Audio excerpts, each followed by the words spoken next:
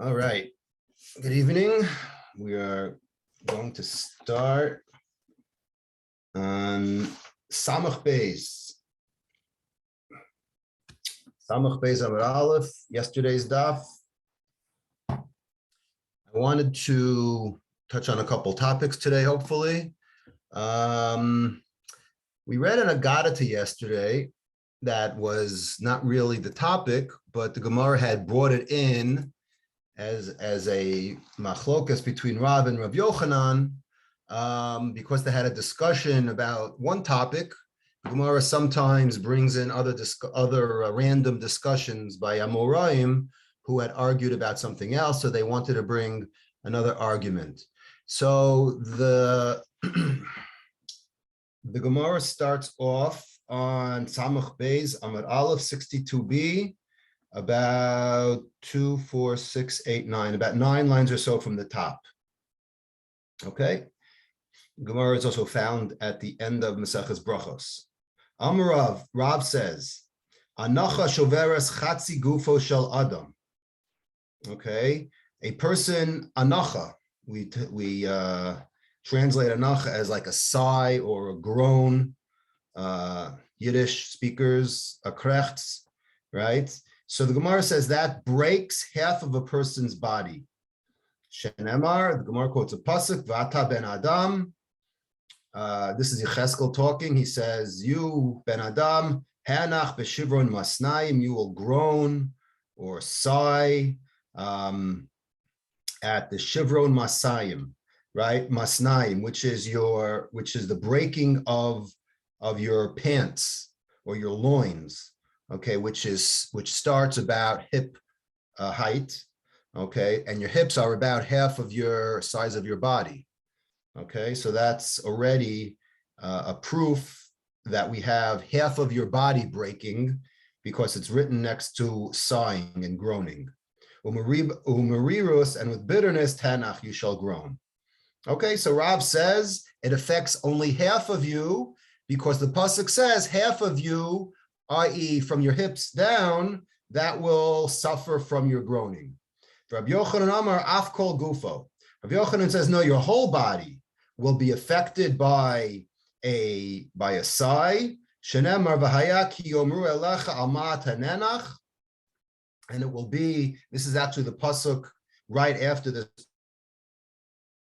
It'll be when they ask you, why are you groaning, v'amarta? And you will tell them, ela shmua, because I heard the news, kiba'a, that came, v'namas kol halev, and my heart melted, v'rafu kol yadayim, and my hands became weak, v'kasa kol ruach, v'chol birkayim, telachna mayim, and I basically, I melted, right, into water. And this shmua, right, Rashi says, is referring to the shmua, right, that the Beis Hamikdash is being prophesied that it is going to be destroyed. So the pasuk says that all of his body, his heart, his hands, his birkayim, everything is going to get affected by this big groan that he's going to let out upon hearing of the destruction of the temple. Okay, so, and then the Gemara ends off by saying, what does one do with the other one's pasuk? Right, meaning that each pasuk seems to, prove each other's point, prove their own point. But what does Rav Yochanan what does Rav Yochanan do about that? It seems to be that it's only halfway down by his hips. Okay, because it starts by the loins, by the hips, and then it pervades throughout the whole body. That doesn't mean that it's only affecting half the body. It really is affecting the whole body, says Rabbi Yochanan, but that's where it starts. V'Rav and Rav Nami Aksiv and Amas Kol Alev, and Rav doesn't that pasuk, right? That says that it's going to affect the whole body, right? Kol Rafa Kol Yadayim B'Kasa Kol Ruach. So the Gemara says no. Shani Shmua Beis Hamikdash the Takifa Tuva. No, you can't bring an example from this pasuk because generally I would say that it affects half the body, but when it comes to the news, right, it depends what kind of news you hear, right? So last night when I gave the daf, I gave the example, right? If you're a Yankee fan and you heard that they lost the playoff game, right? So that's news that's right. That's news. That's bad, but it's not terrible news. So it only, and you groan, that would affect half your body. But when we're talking about the destruction of the temple, that is news that your entire body should get affected.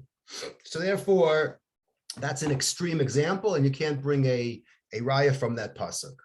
So it's an agadata, right? We have many of these in the Gemara, so one could just learn it and go weiter and go on. But I thought it was kind of interesting because I was starting to think, we groan today, we sigh.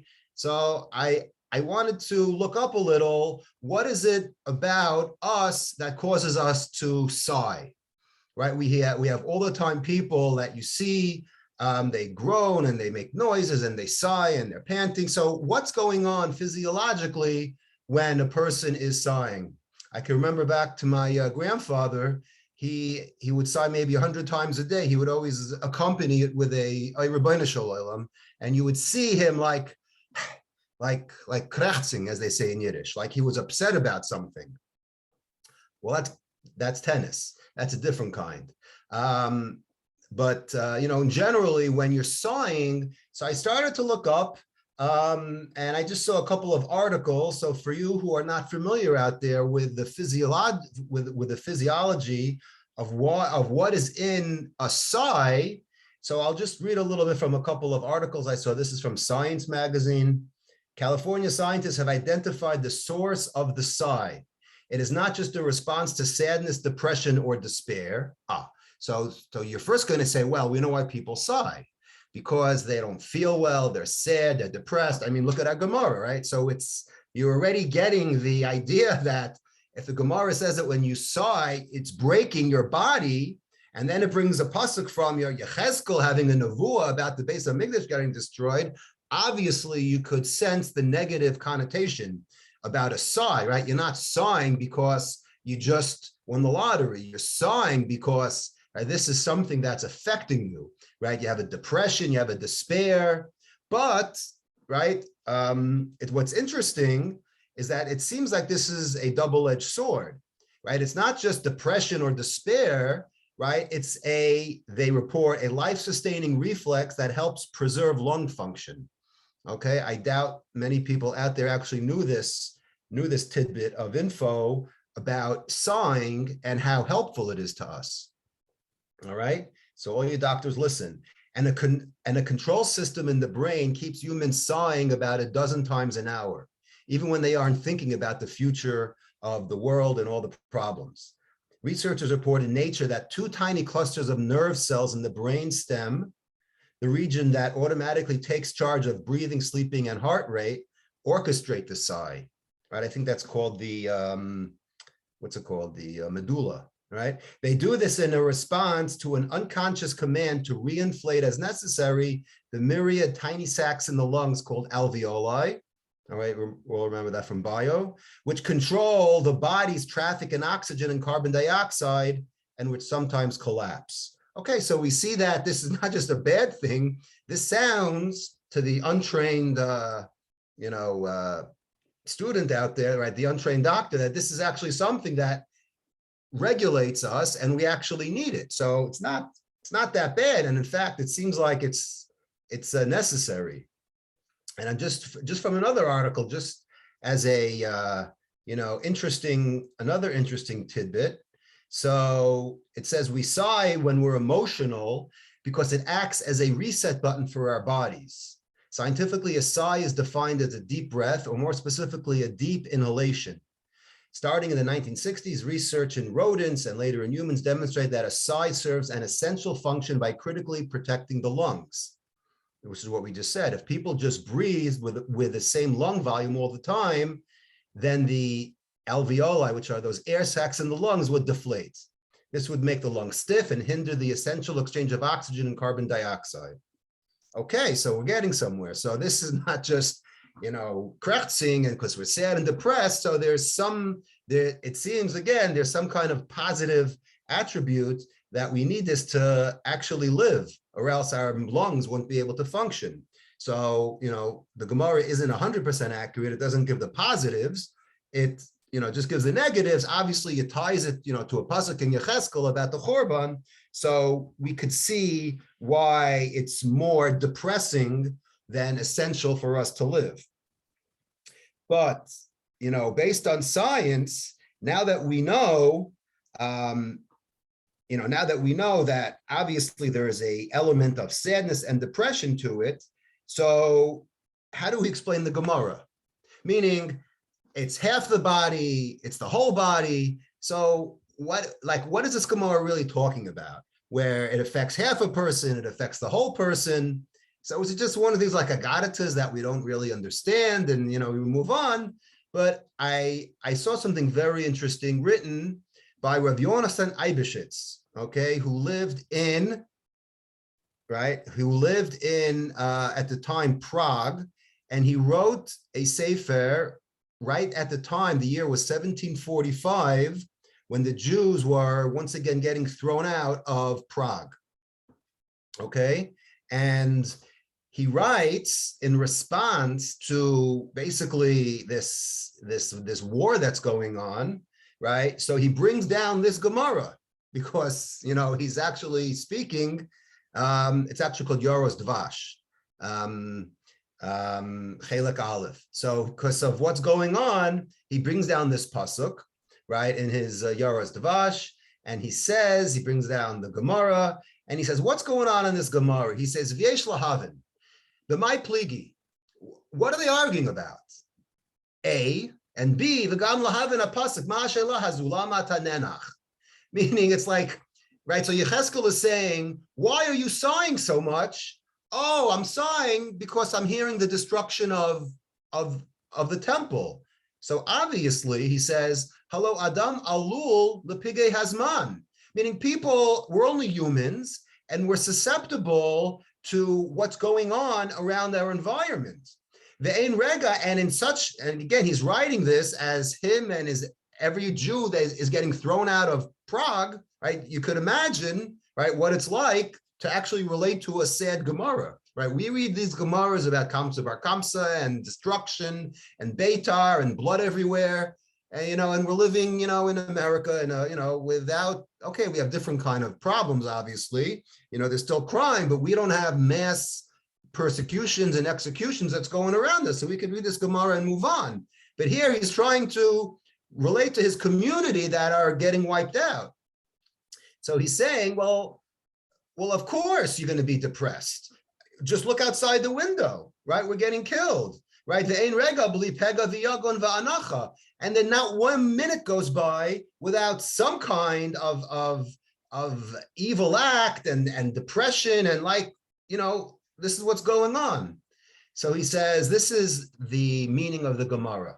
Aval ha'inyan kach ki yadua ma she'amru Chazal. He says, we all know what it says in the Seches Brachos. It says, B'chol levavcha, right? B'chol nashecha, B'chol levavcha. That's what the pasuk says. And the Gemara says, B'shnei yitzrecha. We are divided into two. We have two Yetzers, Yetzer Tov and Yetzer Hara.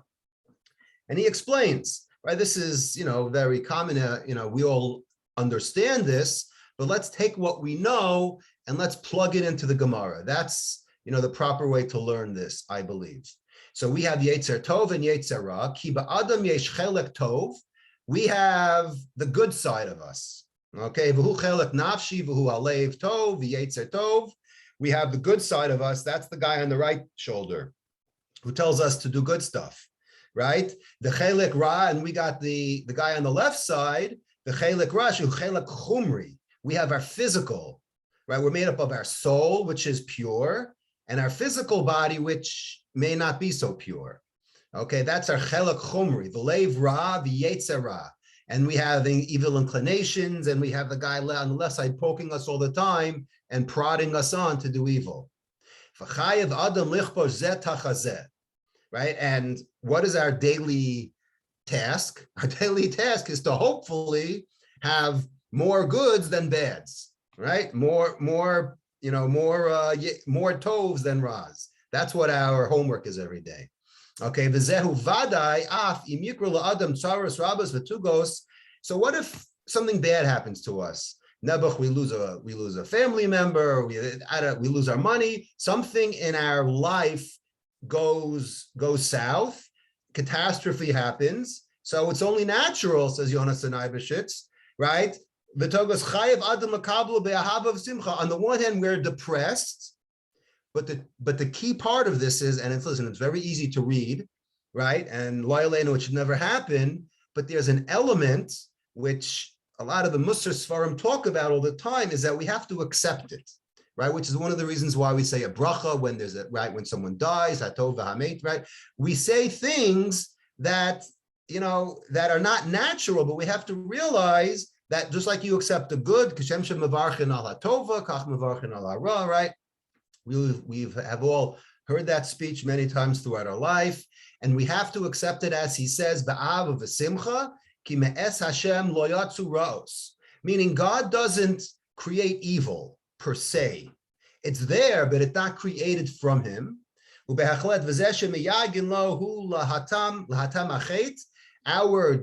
Our role is to eradicate the chet, ulachalot pesha, and to do away with the sins. And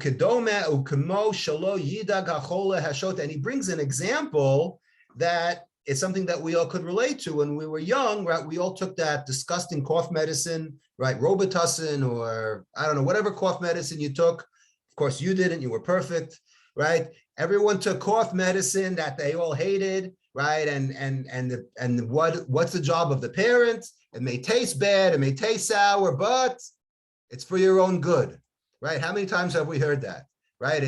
You got to do it for your own good, right? We didn't understand it. Tasted horrible, so we said to ourselves, how in the world could it be for our own good if it tasted horrible? So that's what he's saying. You shouldn't worry when you drink this medicine, right, this disgusting medicine, when we have to eat something that tastes horrible, do it with love. If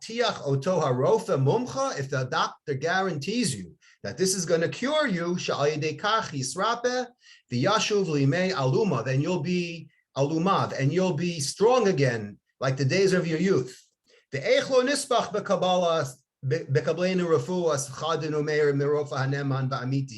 If the top doctor in your field says, take this, even though it tastes bad, obviously we'll take it with happiness.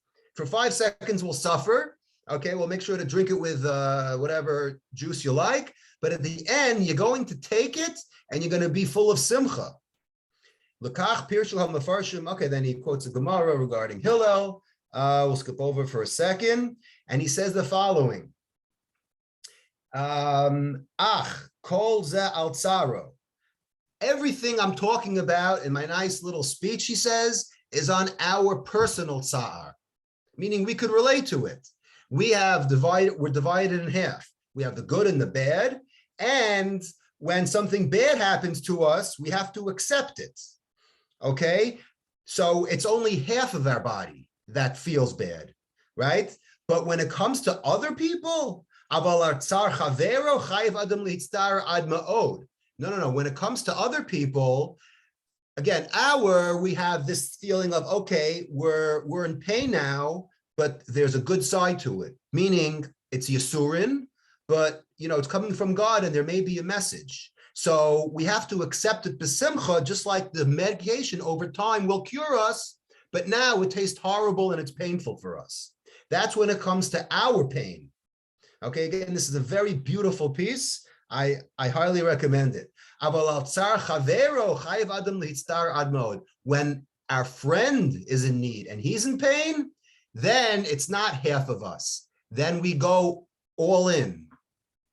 All in. 100% of us has to feel bad and has to go to him and do whatever it is. And you shouldn't give up 1 minute not to be with him and to sink in to the depth with him. Okay, and to cry with him. And when your fellow is suffering, God forbid you should turn the blind eye to him. Okay, and I spoke about this, if you remember, regarding the Yom Kippur of Yovel, right? I spoke about this about a year ago, right? When I had when I spoke about the concept of Schadenfreude, Right, this is good chazara. You don't remember? Okay. Well, we don't have it saved anyway. So I was discussing the Sefer HaChinuch when he discusses why is everyone in shul listening to the Tkiya on Yom Kippur of Yovel when it comes to freeing the slaves, right? Remember? And the Chinuch over there said, no, we are, because when freeing our slaves is pain for us, and we can't see other people in pain, so we join everyone together, and it lessens the pain, right? When you're in distress, but you know other people are suffering with you, there's an element of, okay, it's not so bad, right? Right, when you lose your job, you're upset. If everyone on your block loses their job, okay, you feel a little bit better because you could all commiserate, right? Misery loves company. Okay, that's where it probably came from. So that's a discussion we had a while ago regarding the mitzvah in Bahar of Tkiya Shofar on Yom Kippur of Yovel. That was a discussion over there. But over here, it's a similar case. He says when our neighbor is suffering, then we have to go all in. Different than when double than where we're suffering ourselves personally. Okay, and that's what he says over here. Okay, and now we understand this Gemara, okay, a little bit differently. Okay, he says over here, V'zehu hadavar sha'amru ba'anacha, and now we get back to a Gemara about sighing. Why? Because he says, Elu ve'elu divrei Elokim chayim. Okay, both opinions are correct, meaning half the person gets affected and the whole person gets affected when it comes to sighing over something that's depressing. Why? Because he says, Hatzar v'yogon shekaro le'ish atzmo umanach anacha zu eno benefesh v'chalak tov klal, right? It's not everything when it's personal, it's only half of you. It's impossible for us to see something happen and not react to it, right? He says, but, and he goes on to continue, so that is why it affects half of you. Again, because half of you needs to suffer that medicine that really tastes bad, but you know that the good side of you says, yeah, but in the end, it'll cure me. That's when it's personal pain. However, when it's a pain that belongs to a klal, where everyone is suffering, like, what's the pasuk in Yecheskel? By the Churban Yerushalayim, everyone lost. So everyone lost. That's why the pasuk says that everyone is groaning and it affects the whole body. So I thought that was a beautiful interpretation of this Gemara from Rav Yonasan Eibeshitz. So I said to myself after this, okay, it's a nice vart. So I started thinking to myself this expression of anacha. So I said, where is this found in the Torah? I think there's one time it's used in the Torah, the word anacha, in terms of sighing. Anybody want to guess? And it is in the beginning of, I don't read lips very well. It's at the beginning of Parsha Shmos, okay, 2:23. It's a pasuk we all know. Vayhi bayamim hahem vayamas melech Mitzrayim vayeanchu b'nei Yisrael min havoda vayizaku vatal shavasam elokim min havoda. Right after, or I should say right before the story where Moshe goes to the sneh and everything, right? So it talks about how the Jews were at the ultimate level of despair. And it says that when Melech Mitzrayim died, so they groaned. The Jewish people groaned under the bondage and cried out. Okay, that's what the pasuk says. Okay, so whenever we see a pasuk, don't ruin it. Whenever we see a pasuk, so we go to the commentators on the pasuk, and because this is a new word, right? When the new word is introduced in the Torah, so I like to look at the Mefarshim to see what they have to say about it. So one of my favorites, as you should know by now, is the Chizkuni. Okay, the Chizkuni says the following. He says he says one pshat. We won't, all right, we won't talk about his first opinion. His second opinion says, "Kol's man she'oso melachai." As long as Paro was living, hayu mitzapin shema, they had hope, right? Hope. Remember what they say about hope? Hope is a dangerous word, right? Shawshank. Very good, right? They had hope that what? That maybe Shema maybe when he dies, the next one will be a little bit better, and we'll have, possibly it'll get better here. Sheken minha kishemelech meis miyad matirim kol chavushin shebechol ir ve'ir. Apparently, the minhag was that when the king died, when the one in charge died, so then all the people were freed. That's how it worked, right? A new king, it's always better. Like when the president leaves and the new president comes in, everyone's excited, optimism, right? Don't worry, a month later, it's all the same. But at least for a few minutes, right, there's optimism that things are going to change. Okay, so that's what he says. However, when this king died, when this Paro died, lo nispat l'gzerosav. His evil ways of the new king continued. Nothing got better. In fact, it got worse. Amru ma'ata, they said, from now on, ein ladavar sof lefichach ve'yanchu. Ein ladavar sof. It can't get any worse. Meaning that what? Everything that they hoped for was in vain. And then lefichach ve'yanchu. Then they groaned and prayed. Okay? They were on the verge of giving up hope. They thought for 1 second it could get better.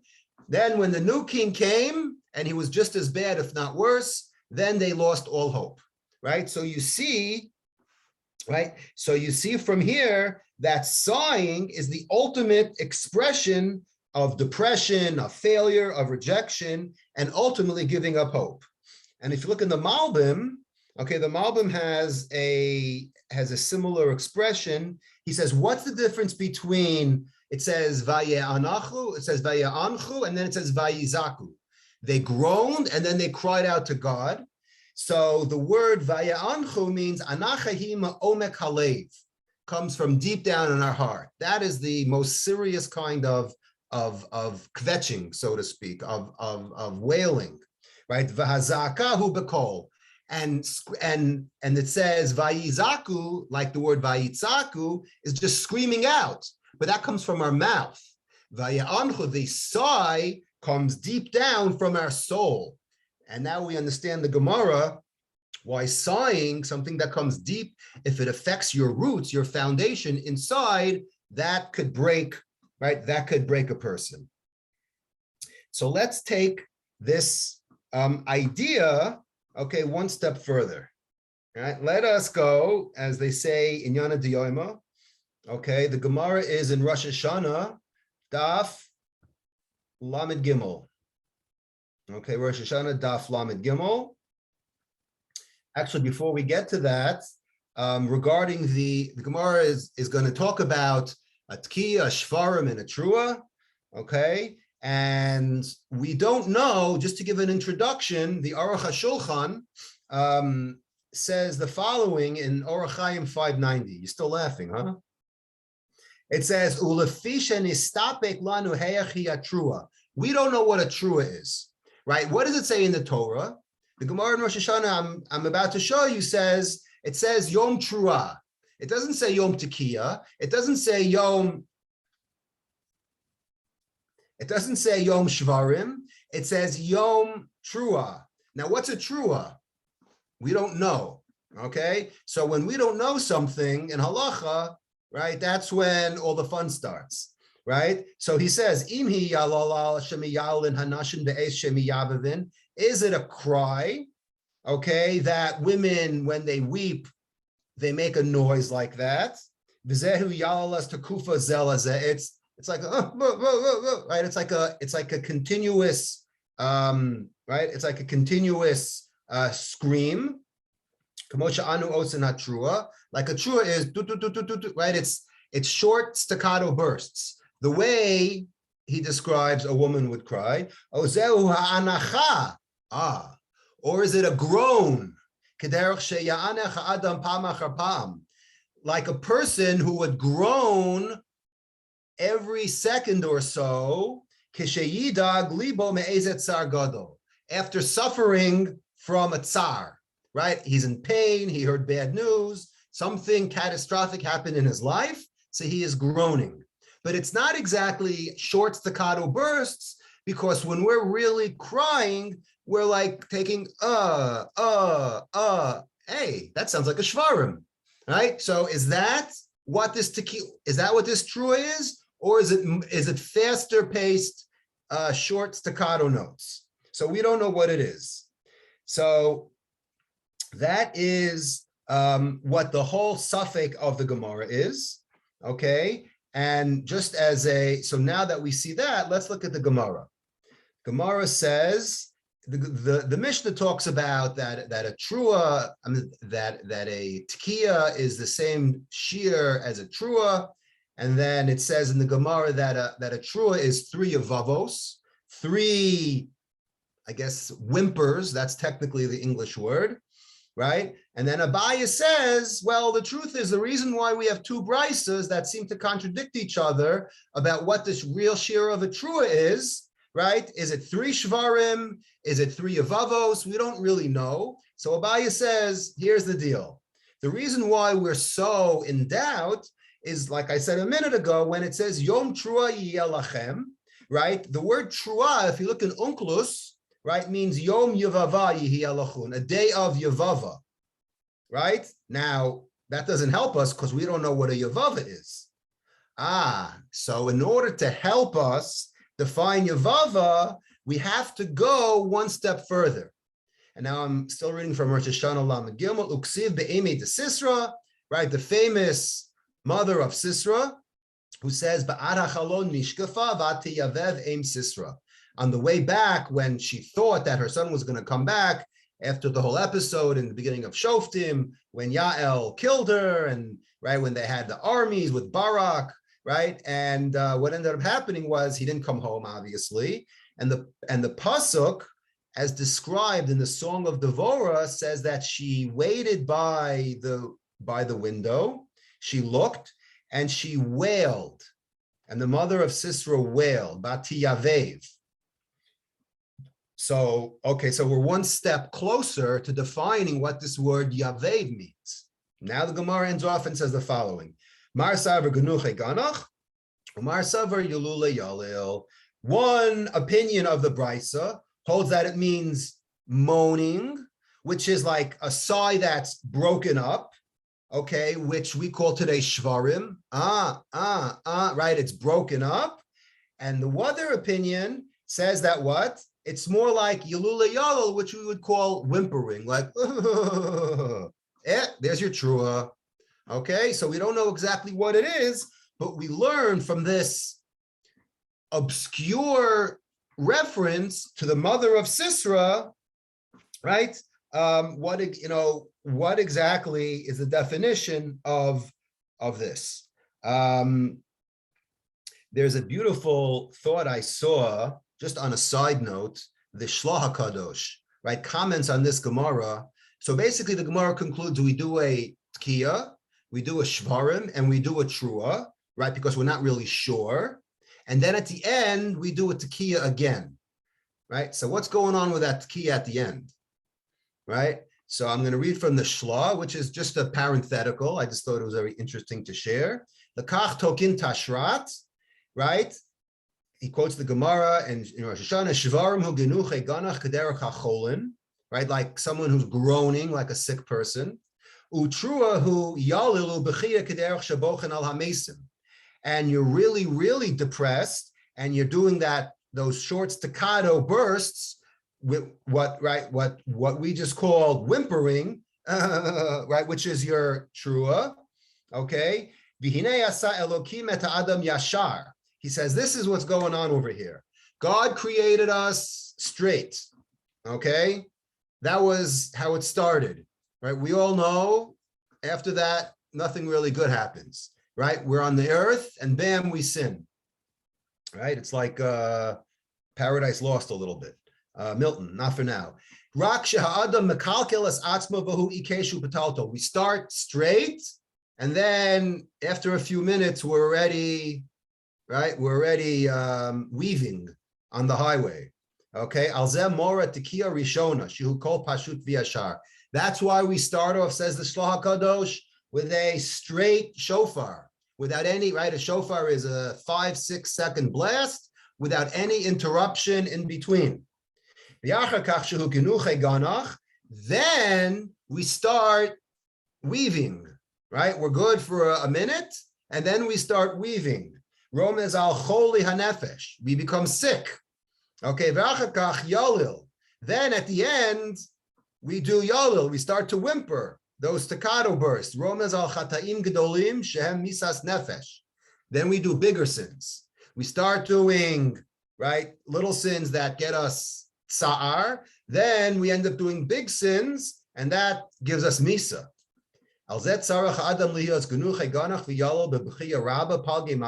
So what do we do when we're at that level where we sin, right? And we're doing tshuva and we're crying, and then v'yachzar ki Hashem yizbarach mekabel hashavim.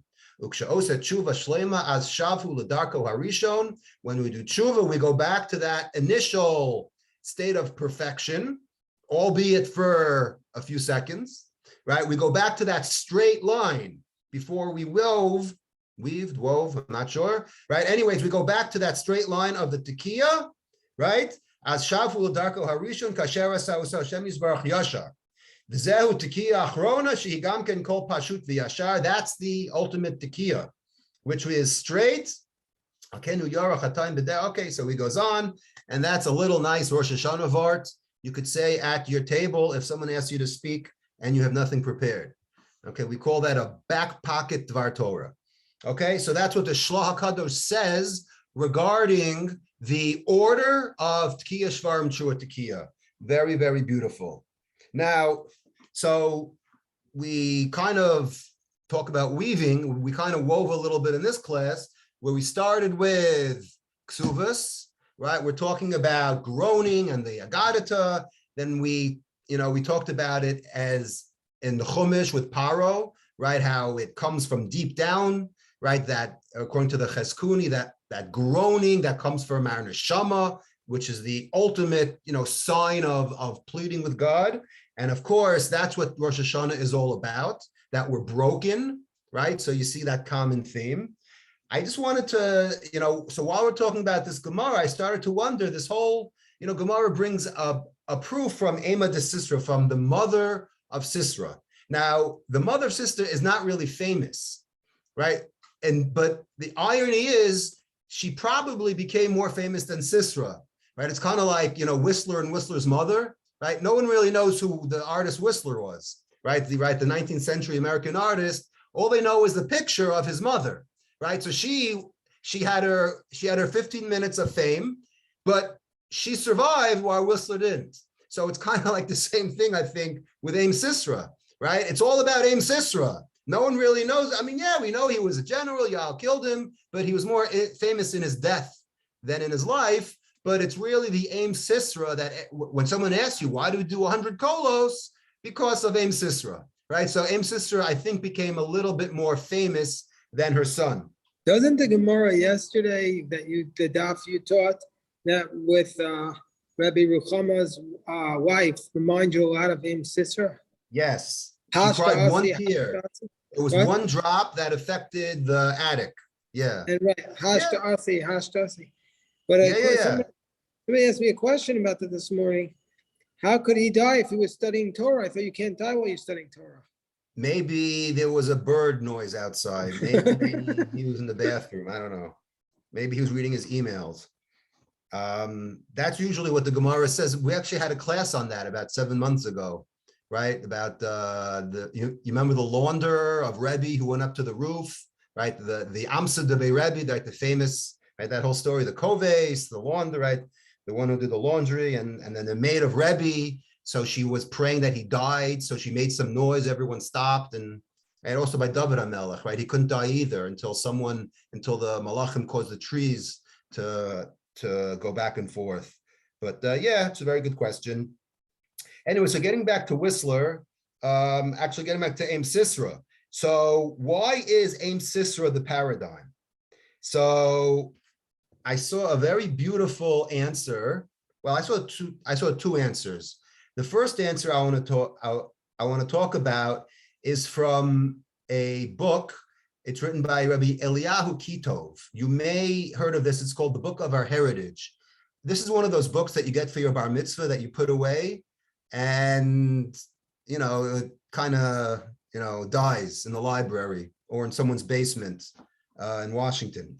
But anyways, so he has a very beautiful quote. I want to read it because it really did something to me on a serious note. So he says, when a mother laments over her son's anguish, she experiences compassion for other mothers who likewise weep over their children's death. Sisera's mother, however, is different. She seeks consolation in a strange hope. Are they not finding? Are they not dividing the spoil? A maiden, 2 maidens to each man. Her son Sisera is presently inflicting death agonies upon Jewish captives and shattering the limbs of their infants. He's basically saying that if you look at the Perek, she was no tzadekes. She was very happy that her son was mighty and killing people and destroying the Yidden, right? She was no tzadekes, don't get her wrong, okay? Right? Such thoughts seem to assuage her grief. Can there be greater cruelty? Let the 100 shofar sounds of compassion nullify every one of those outcries of brutality, except one. And this is maybe yesterday's daf. For even the most brutal of mothers is not devoid of mother's compassion.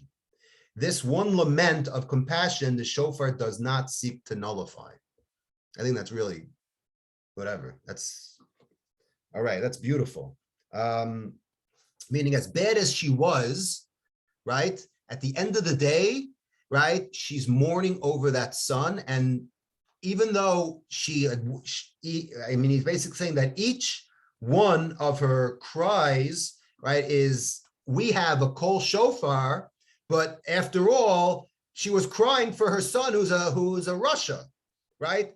But the 100, take out the 100, and you have one left, okay, which is her lament over the fact that she actually lost a son, albeit he was a Russia Gomor, but that one, okay. So interestingly, the second answer I saw has to do, you ready for this? Has to do with a Gemara in Sanhedrin Daf Tzadi Vav. Okay, I'm going to read a Gemara, and you should be sitting down for this because you're not going to believe this. Tanu Rabbanon. We're on Gemara. This is Sanhedrin 96b. This is in the middle of the Agadata in Chelek. Okay, it actually appears also in the Kamsa Bar Kamsa Gemara, Maseches Gittin. But here's the Gemara. Tanu Rabbanon. Naaman ger toshav haya. Okay, Naaman was a ger toshav. Who's Naaman? For all you Nach experts out there, Naaman is a king that appears in Malachim Beis. I think he had Tsaras. I don't know. He was one of those. Right, he was one of those bad kings, but nevertheless, he was a ger toshav, meaning at the end, he accepted upon himself, to be a ger, not completely, but he didn't do avodah zarah, okay? He didn't convert totally, but he wasn't so bad at the end, right? Although the Navi depicts him as a real bad dude. Okay, Nevuzadran, another bad dude, for all those who remember him in Maseches Gittin, right, who killed a lot of people, Ger Tzedek Haya. He was a Ger Tzedek, a real righteous convert. Okay, ready for this one? Mibnei Banav Shel Sisera Lamdu Torah B'Yerushalayim. The great-grandchildren of Sisera, after him, his line, taught Torah, or they learned Torah in Yerushalayim. Mibnei Banav Shel Sancheiriv, one of the Hitler of his time, okay? His grandchildren, Limdu Torah B'Rabim. They ended up teaching Torah to the public masses. Umaninu Shmaya v'Avtalyon. Again, not a topic for now. Maybe we'll talk about it some other time. Right? Who came out of Sancheir, Shmaya, and Avtayon, mentioned in Pirkei Avos, right? The famous Gerim, the whole controversy, how could they be a Bezdin, and right? That's a discussion not for now. Then it talks about other people. Here's another one you're not going to believe. B'nei Banav Shel Haman, Lamdu Torah, B'nei Brak. All right? The children of Haman. Now you're going to say, well, there's two problems with this. Again, hopefully we'll talk about this in Gittin. Yep. Yeah, right. Very good. And how could, first of all, Haman's kids were killed. So how did he have grandchildren and great-grandchildren? So Machlokas, how many sons he had? They only hung 10.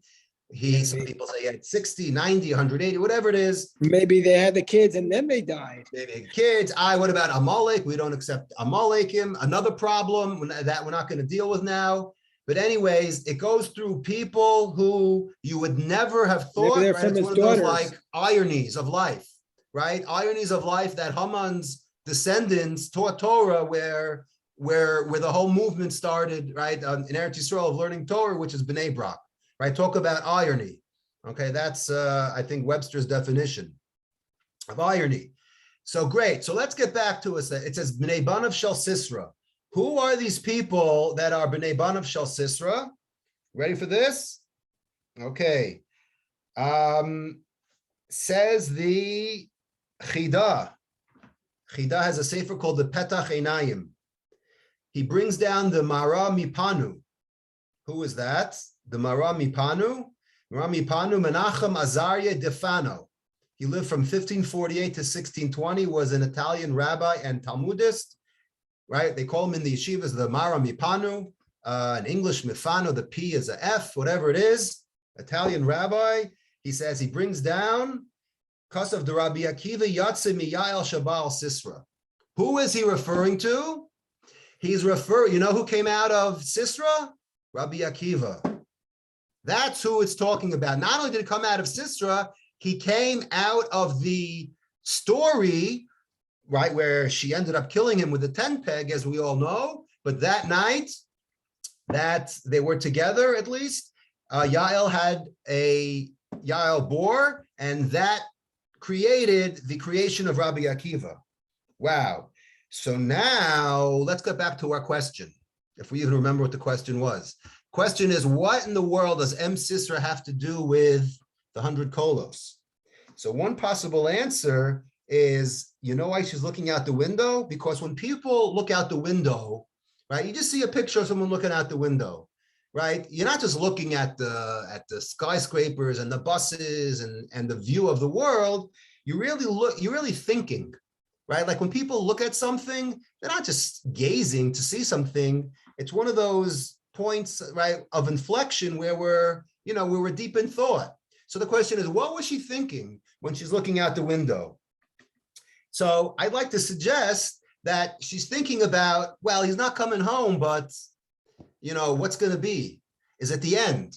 Is there a future? Is there something, right? So her anticipation, as bad as he was, her anticipation of him coming home and then realizing that he ain't coming home, but she keeps on looking and looking and looking. People look for something after a destruction, right? You always look for the next day, right? You look for hope. You look at some sparks that are left over, something to ignite the future, right? Where else do we see that someone looked at something and said, I think there's something here. There's a possibility. It's not all dead yet. And this is one of the great transitions, and we're going to have to the next topic of Rabbi Akiva. M. Sisera, okay, who's looking at the future of what's going to be. You know what the future was of Sisera? The future was Rabbi Akiva. All else was destroyed, but she said, let me keep on looking and looking and looking and thinking, what can become of this? To segue, this is the segue of all segues, to our next topic, okay, we're going to talk about Rabbi Akiva on Samach Beis, Amud Beis. Okay, 4 lines from the bottom. Rabbi Akiva, Raya de ben Kalba Savua Hava. Rabbi Akiva was the shepherd of Ben Kalba Savua, Chazite Barte. So Kalba Savua, we all know the story, rich man. The Gemara in Gittin talks about how rich he was. He had food that lasted 20 something years to feed everyone when, it would look like times were bad, right? Obviously before the Churban. And what happened was that he had a daughter. And the Gemara has two words that when you look at this story, and the reason why I'm going to say this, because I think this was Samach Gimel, what you did an hour ago with Shmuel, but there's two words here that you could just glance over and miss the whole story. The two words are Chazite Barte Tahavit Sani Umali. She saw that this shepherd boy, who was just a regular Joe at that time, was tzania, he was modest, umale, and I don't know how to describe it, noble, fine. Okay, Tosfos, by the way, has a whole discussion. How could you say he was good? He said something atrocious about Talmidei Chachamim. Again, I wish we could talk about it. We have another hour to do on this, but I'll spare you. Let's just focus on this connection between Sisera and Rachel, who was the daughter of Ben Kalba Savua. So what happened is she saw something. She just didn't, go and start dating everyone. In fact, the Ben Yehoyada asked a great question. Why did she, right? It says that he was a fine person. It doesn't say he was a Talmud Chacham. It says that what? A very dangerous word she used, right? Remember before we said hope was a dangerous word? There's another dangerous word, potential. It's a very dangerous word, right? Potential is a way to describe someone who you don't know what's going to happen to him. He's a little, he could be good, he could be bad, but you don't want to say something bad about him, right? My teachers actually in grade school said the same thing about me. All I had was potential. So my parents, took it as like a knock. Like, okay, everyone has potential, right? That's a nice thing to say about someone who's not really good. He has potential. Okay, great, right? Everyone has potential. So that's what she said about him, right? He was Sania Umale. He was modest and he was noble, but that's it. He wasn't a Talmud Chacham. He was nothing. So why did she want to go with him, right? If she could have had, something better. So the Ben Yehoyada says because she wanted the future schar of getting the credit, okay, of him becoming someone. The more hours, and as the story goes, you would obviously say, right, you would see that he spent all these years. If he was a Talmud Chacham, he wouldn't have needed all these years away, and she wouldn't have gotten schar. So she picked, quote unquote, a novice, someone who didn't mature yet, who didn't bloom yet, someone who she could work with and get schar for her having to stay home and let him learn for all these years to become the great person that he was. I think that's an awesome Ben Yehoyada, but that's just on the side. But the point of this story is she picked someone who she had no idea would bloom. She took a chance. She saw the future. And I think that is an excellent connection between Sisera staring out the window, wondering what's going to happen, right? Not knowing that from Sisera is going to come Rabbi Akiva. Ironically, many, many years later, when Rabbi Akiva is around, his wife had a very similar reaction. I have no idea what's going to happen. I'm taking a chance. And not only that, my father is all pissed off at me that he's throwing me out of the will. So she's banished. She puts all her hope on this guy who's 40 years old and doesn't really know much. All he knows is to be a shepherd, right? So let's continue the story. Amrulay, she said, if we have Kedushin, would you actually go and study in yeshiva? By the way, I mentioned this last week, coincidentally, when I was talking about a story in the Bavli that conflicted a little bit with the Yerushalmi. You should know that on Maseches Nedarim Daf Nun, in the middle of Nun Amud Aleph, is the whole story of Rabbi Akiva, and there's differences. Again, not for now. Maybe we'll touch it again in Nedarim. That's in another, I don't know, maybe 6 months or so. So we'll talk about it then. But anyway, there's a different account of this story. So what happens? Amrullah in. She said yes, right? Amrullah, he said yes. I'll marry you if you let me learn. So they did it privately because obviously the father wasn't too happy, as we noticed. Bishadra say, and that's it. And he left. So Shamavia Afkum Besa, the father found out, right? That's it. He divorced her, right? He banished her. Adra Hana Menichse, that's it. You can't have any Hana from my Nechasin. That's like the ultimate diss, is to make a neder against someone that they can't get benefit from you. Also, Yasu tries Shani Bebe Rav, like the other rabbis mentioned on yesterday's daf or today's daf, whatever you want to call it. So 12 years he went away. Treser Alfe Talmude, he gathered 12,000 Talmidim.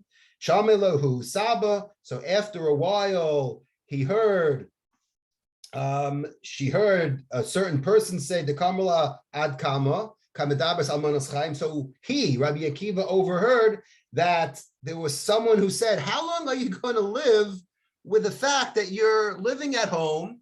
You're like a widow. You're a widow. You're married to a guy who's just, right, who's just not around, right? It's, so Amrullah, so she said, if he were to listen to me, meaning if I had my druthers, Yasef Treisa Rishana Achrina, I don't mind it. Not only do I mind it, I relish it. Amar Bereshus Kayavni. She said, so he said, sounds like she's giving me permission. Again, he heard it somehow. He said, it sounds like she's in for another 12 years, right? So he went back. Yasvel Treisari Shanai Achrina Bebe Rav. So he went back, and he said, I'm going to sit another 12 years and learn. And the rest is history. He came back. He yasa Aisi Bahadei Yasim Ba'arba Alfe Talmidei, right? 24,000 students came back with him. Unfortunately, we all know, these are the 24,000 students that we had a few months ago learning with Sachas Yevamos, right? Daf Samech Beis or so, that died. So Shame Devisa Havi Kanafik La'ape. So the wife, right? I don't know why we don't use her name, right? The Gemara also says her name is Rachel. Anyways, so the wife. Does it say it explicitly that her name is Rachel? It's mentioned somewhere. Well, in our Gemara at the end it says Rachela after it's Rachel. But does it ever call her Rachel? It doesn't say it specifically, no. They're just speculating based on our Gemara. Chaim Nachman Biali calls her that in his legends. Okay, he's good, but he wasn't an Amora. No, I'm just saying that's what. That's I'm not sure how accepting he is in Vishnitz. But anyways, so Shame Devisu, Kavikanafik La'ape, Amrle Shiva, Shalni Mani. So she said, my husband's coming. I got to get dressed up. I can't look like a schlump, right? So she wanted to borrow someone's clothing. Amrullah, so Amrullahu. So she said, no, don't give me your clothing. You're there, Tzadik Nefesh Behemto. He knows I'm poor, right? If I put on fancy clothing, he's going to see right through it. Again, different interpretations on that pasuk. Kimati legabe, when they saw each other, nafla alapa, right? She fell on him. She kissed his feet, and the Talmidim over there didn't really know who she was. So so the students started to push her away. Amrullahu shavkua. He said, leave her alone. Now the famous 3 words, shaliv shalachem shalahi. Just want to let you know, as they say today, BTW, the reason why you guys are standing here with me is because of her. If she didn't agree to this, then today wouldn't exist, right? Anyway, so the father came, Shama Avua, Dasa Gava Rabba Lamasa. The father heard, wow, who's this guy coming? Right? There's a discussion about he didn't know anything. He knew something. He knew that, a little bit about the story. Amr Ezel Lagabe, Efshar Demethel Nidre, let me go and let me try to be made for my neder so I could get him back. Asal Lagabe, and again, he didn't really know that this was the man, right? Asal Lagabe, Amr Ladaita Tagava Rabba Minadart. So he said to Rabbi Akiva, so Rabbi Akiva said, would you have made a neder had you known that your son-in-law could become great? I'm going to feel perik achad, feel halacha achas, amrulei anahu. And then the punchline was, like how every great speaker at one point says, I'm that man, right? You know that line. So that's kind of what happened over here, right? Anyways, so they hugged, they kissed, and he gave Ahavil Paga Mamona. and he walked away with a nice fat check. And Gemara says that this happened to his daughter, to Rabbi Akiva's daughter, and Ben Azai. Again, there's a lot of, I just read through it because A, you know this, probably knew the story, and B, you probably did it about an hour ago. So for those of you who did it with our rabbi. But what I wanted to just get from here is the fact that, like I said, one of the most overlooked parts of this is how she took a chance, how she saw something, right, that said, you know what, I'm going to give it a chance. And it's a big musser because we don't always do that, right? We don't like taking chances. We don't like especially taking chances, with our money, because that's what she basically did. She risked her whole life because, her father had all the money for her. So she risked losing everything, taking a chance on a guy who had no proven track record. So, that I think, there's a couple of big themes in this story. That's the first one. That's the first major, in my opinion, at least, the big breakthrough in this story is taking a chance and seeing the future of something when it's not there yet. That's a big thing to look at. And the second, which I actually happened to speak about on last January 11th, for those keeping score at home, was when I spoke about the Tamid and the consistency. And I was talking about Rabbi Akiva, and I quoted the beginning of the story of Rabbi Akiva, which we are 1 minute over, but I'll take a chance. This is from Avos de Reb Nosson, right? If you don't remember, last January, I read this. Amru ben Arbim Shana Haya v'lo Shana Klum, right? What was the beginning of Rabbi Akiva? You're not going to find it in any Gemara in the world. You're only going to find it in an obscure brisa that is written on Pirkei Avos called Avos de Reb Nosson in the 6th chapter. What was the beginning of Rabbi Akiva? Amru ben Arbim Shana Haya v'lo Shana Klum. He was 40 years old and he knew nothing. Pamachas Haya Omer al Pia Be'er. He was by the water, right? By the well. Again, in Jewish history, good things happen by the well. Okay, again, a topic for a different day. Amru Micha Kak Evenzu, right? He's looking at it and he saw that the stone was hollowed, right? Amrulo Ma'im Shetad Noflim Alei B'chol Yom, right? And they said, what happens when water runs over something? It erodes it. Give it a few decades, and eventually you'll have a depression in the stone. So he said, wow. Right? Amrlo Akiva, don't you know the famous pasuk in Iyov, V'yata kora avanim shachku mayim? Obviously, tongue in cheek, he didn't know anything. He's going to know an obscure pasuk in Iyov, right? We don't even know that.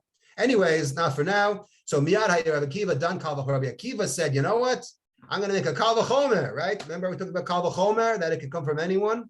Uma rach pasal as akasha, just like something that's soft like water could eventually eat away at something very tough, right? At something hard.